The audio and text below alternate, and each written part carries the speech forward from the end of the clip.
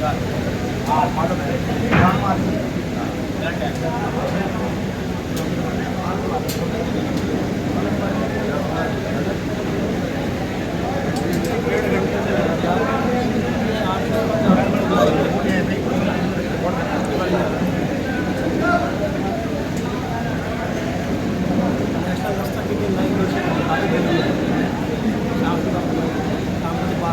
सबसे पहले doctor B.R. Ambedkar साहब जी को,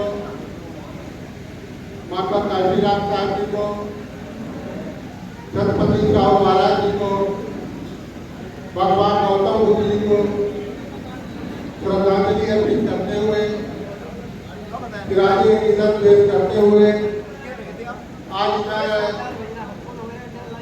इटावा जनपद की और कानपुर जनपद इटावा लोकसभा इस कार्यकर्ता बैठक में की अध्यक्षता कर रहे हमारे बीएसपी के जिला अध्यक्ष माननीय श्री कमल गौतम जी, माननीय श्री सुनील यादव जी, माननीय श्री ज्ञानचंद संगवार जी और हमारे बीच में मंडल प्रभारी हमारे छोटे भाई लगभग आधे वर्ष सभी हमारे साथ काम किया है। माननीय हेमंत प्रताप साहब और हमारे बड़े भाई कानपुर मंडल के प्रभारी माननीय श्री B.P. अम्बेडकर जी और घोषित प्रत्याशी मान्या भाई जी ने तो लिस्ट में पहले ही घोषित कर दिया था। जो लिस्ट आई थी आज आप लोगों को बताना था, तो लिस्ट में मान्या भाई जी ने पहले ही घोषणा कर दी थी और अभी भी माननीय हेमंत जी ने आपके बीच में घोषणा कर दी है। माननीय श्रीमती पूर्व सांसद माननीय श्रीमती सरकार बघेल जी, माननीय श्री महेंद्र पाल गोरे जी, माननीय श्री मनोज गोरे जी, माननीय श्री प्रबल साहब जी, माननीय अनिल पाल जी, माननीय जितेंद्र कुमार जी, माननीय राम प्रकाश निराला जी, माननीय मुकेश कठेरिया जी, ये सभी कानपुर मंडल के प्रभारी हैं।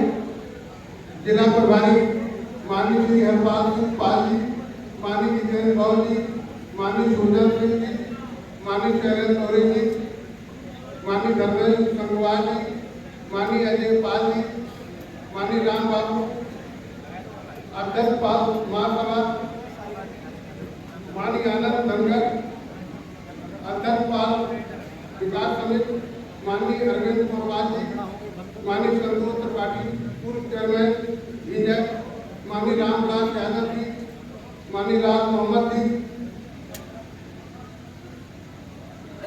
और यहाँ उपस्थित हमारे बीएसपी काम से और BBF के सभी हमारे बहुत बहुत सम्मानित साथियों, वो हमारे बहुत सम्मानित साथी जिनका इस लिस्ट में नाम नहीं है, और पत्रकार बंधुओं साथियों में आपको थोड़ा समय लेंगे क्योंकि आप लोग लंबे समय से बैठे हुए हैं। आपको मालूम है कि देश आजाद हुए लगभग 76 साल हुए और इन 76 सालों में सबसे ज्यादा अगर किसी ने राजपाट किया है तो नंबर 1 पर कांग्रेस पार्टी ने किया है। देश का सबसे बड़ा प्रदेश उत्तर प्रदेश में 38 साल राज किया है और देश में 54 साल राज किया है। लेकिन साथियों आपको मालूम होना चाहिए कांग्रेस के राजपाट में जब चुनाव होते थे तो ये उद्योगपतियों से पैसा लेते थे, उद्योगपतियों से पैसा लेकर चंदा लेकर चुनाव लड़ते थे और जब इनकी सरकारें बनती थी तो आर्थिक नीति भी इन्हीं के आधार पर बनाते थे। इसमें होता क्या था कि गरीब आदमी गरीब होता जाता था और पैसे वाला होता चला जाता था। और साथियों इतना ही नहीं, आपको मालूम होना चाहिए कांग्रेस के राजपाट में जितने दंगे हुए इतने दंगे कभी भी नहीं हुए। आप लोग याद करिए, इन्होंने कभी भी भाई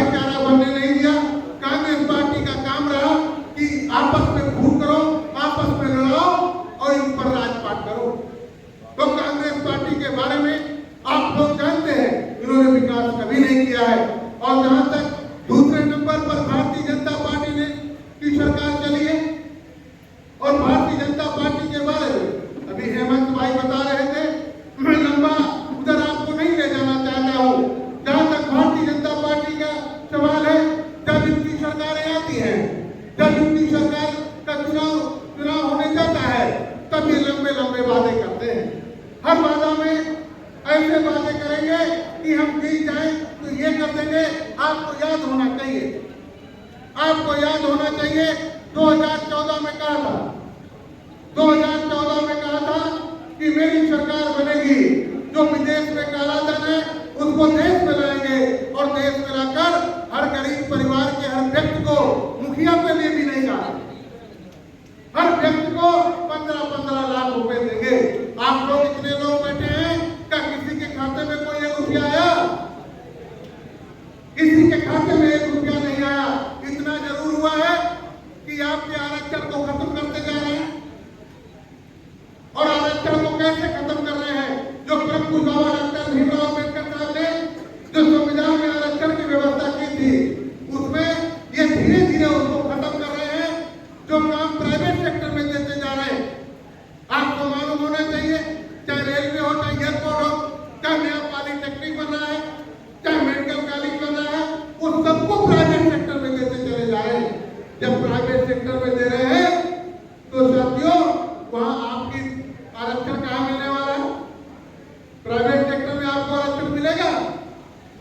सरकारी विभाग जब सब प्राइवेट सेक्टर में चले जाएंगे तो आपको आरक्षण मिलने वाला भी नहीं है।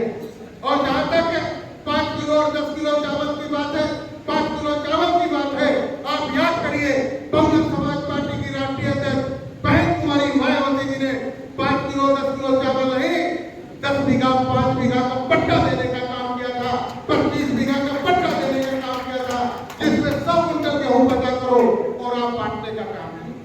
आपको नौकरियां देने का काम किया था।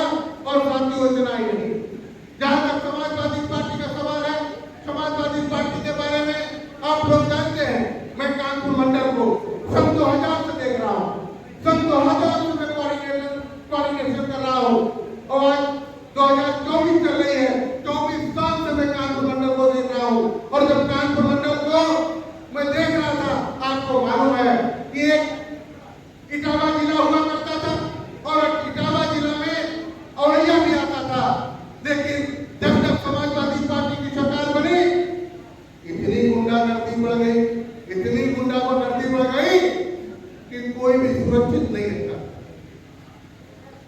आपने हर चुनाव को देखा है, इनके में उस समय अजीतमल विधानसभा थी और यह विधानसभा नहीं थी। जब हमारे एक एमएलए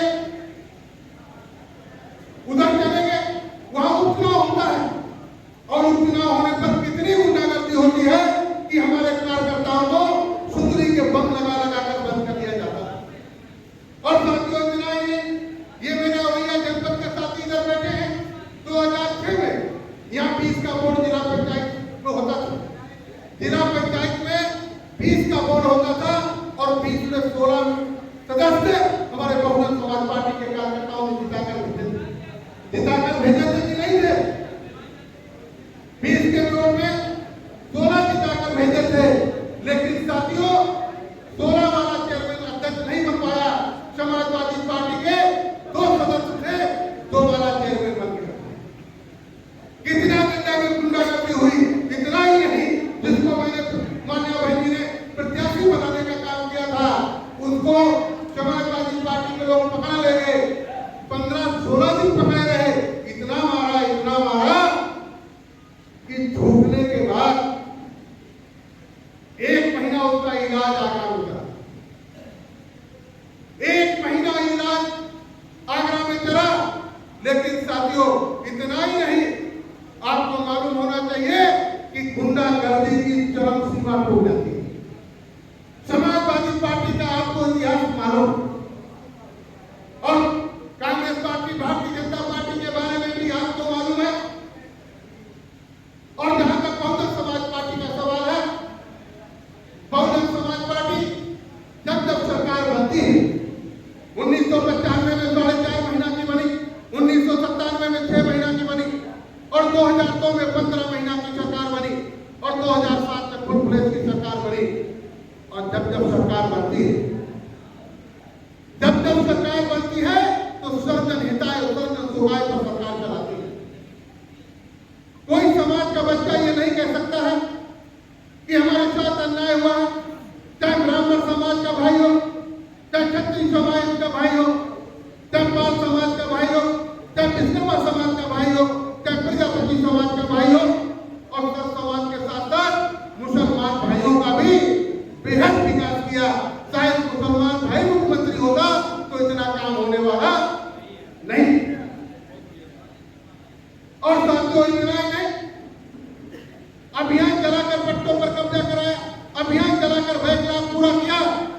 साथियों आपको मालूम होना चाहिए, मैं बहुत ही जरूरी बात आपके बीच में कहना चाहता हूं।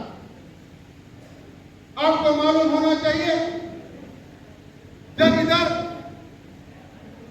आरक्षण तो आपका खत्म हो रहा, प्रमोशन में आरक्षण को लेकर जब लोकसभा राज्यसभा में बहस चल रही थी, तो लोकसभा में बिजनौर जनपद की नगीना पार्लियामेंट है, वो भी पार्लियामेंट सुरक्षित पार्लियामेंट है।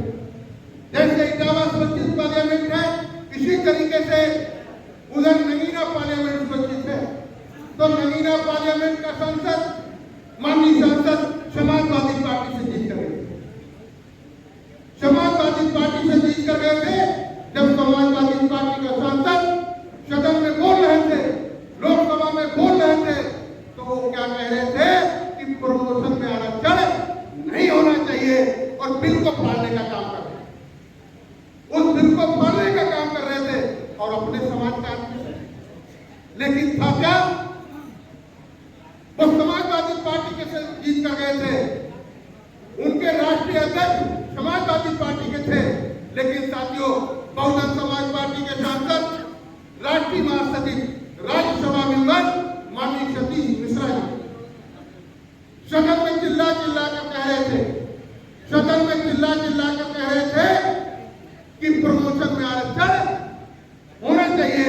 वो क्योंकि वो बहुजन समाज पार्टी की राष्ट्रीय अध्यक्ष बहन कुमारी मायावती जी ने बहुजन समाज पार्टी की तरफ से राज्यसभा में भेजा। मेरा साथियों कहने का मतलब इतना है,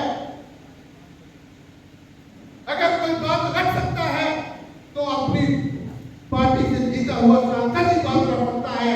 अगर समाजवादी पार्टी भारतीय जनता पार्टी का सांसद जीत कर जाएगा तो वो कभी भी आपकी बात रखने वाला नहीं है।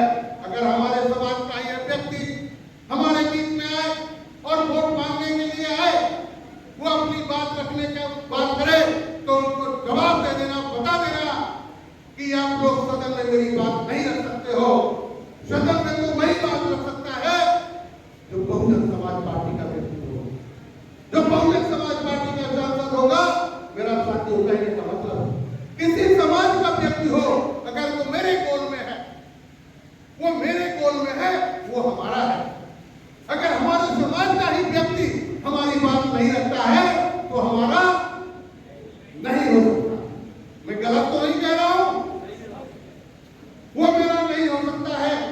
मैं आपको ये भी बता देना चाहता हूं कि परम पूज्य बाबा साहब डॉक्टर भीमराव अम्बेडकर साहब ने वोट का अधिकार विषम परिस्थितियों में दिलाया और वोट की वैल्यू बराबर कर दी है। क्या देश का उद्योगपति वोट डालने जाए या हमारा रिक्शा चलाने वाला, टेम्पो चलाने वाला या खेत में काम करने वाला वोट डालने जाए, कोई दो वोट नहीं डालेगा, एक ही वोट डालता है। और आपको ये भी बता दूं, एक वोट से माननीय सांसद हार जाता है और एक वोट से माननीय सांसद जीत जाता है।